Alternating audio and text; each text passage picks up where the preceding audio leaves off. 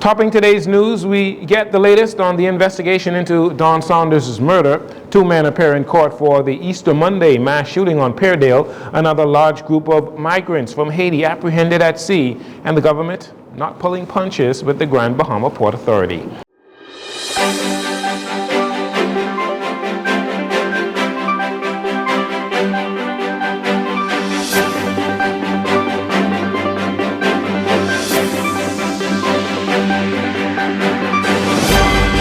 Good evening, Bahamas. I'm Saunders. This is your JCN Evening News.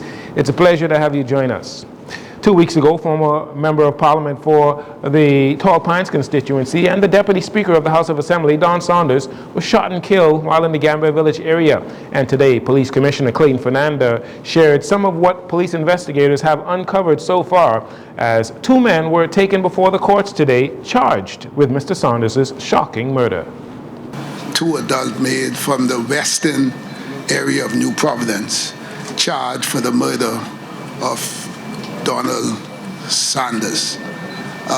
Based on our investigation, we have recovered the vehicle that was used in the commission of the offense. That vehicle was located over the weekend, and everything is coming together with respect to the footage, good detective work, and good communication with members of the public. We were able to bring speedy closure to this matter. Appearing in court today was 25-year-old Jaco Shute and 23-year-old Nickerson Nixon. Both men appeared before Chief Magistrate Roberto Reckley and were officially charged with the murder in addition to armed robbery and attempted robbery. They were not required to enter a plea. They were denied bail and will return to court on May 30th for a voluntary bill of indictment.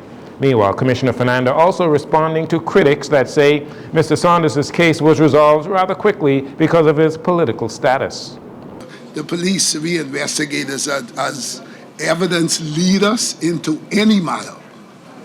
As we deal with the investigation in any matter, we pursue it based on the information and the evidence that we have on hand. There's going to be matters what we will call a slam down case because all the evidence is right there.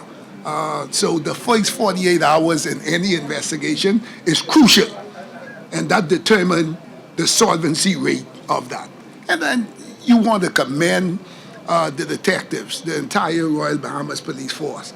We had a total of 37 murders for the year, and our solvency rate is 73% at this time. You don't see that nowhere in the world. Give your officers some credit. Commissioner Fernanda maintains that the Royal Bahamas Police Force is committed to solving all crimes that occur, no matter who they may be. Also, Police Commissioner informed that 2 suspects would appear in the Magistrates Court today for the mass shooting that took place on Pairdale Road on Easter Monday, resulting in 6 people being injured by gunshots. According to the Police Commissioner, detectives are searching for 2 additional suspects in connection with that incident. Police say around 6 p.m. on Monday, April 1st, the victims were standing at the front of a business establishment on Pairdale Road when a small silver vehicle pulled up, and 2 males, each armed with a firearm, exited the back seat and opened fire on the group. The victims, ages 44, 41, 37, 23, and 20, along with a 16-year-old minor, were all taken to the hospital for medical attention. On Saturday, the Royal Bahamas Defense Force apprehended 250 Haitian migrants who were being smuggled into the Bahamas.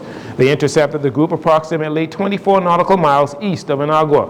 The migrant group, seen here in photos provided by the Royal Bahamas Defense Force, consisted of 218 men, 39 women.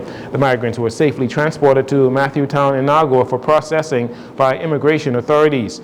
The increase in migrants to the Bahamas is expected to continue as the social and economic conditions in Haiti continue to decline, largely due to gang violence there.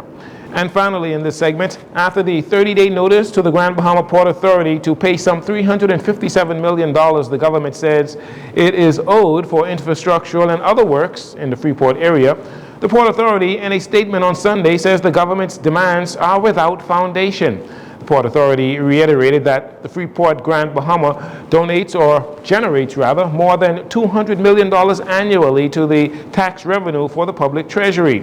Meanwhile, the Davis administration is convinced that the Grand Bahama Port Authority has failed to fulfill its obligation to promote the growth of Freeport. On Saturday, while speaking at an event in Freeport, Prime Minister Philip Davis said the current state of Freeport is intolerable and that he has no confidence in the Grand Bahama Port Authority.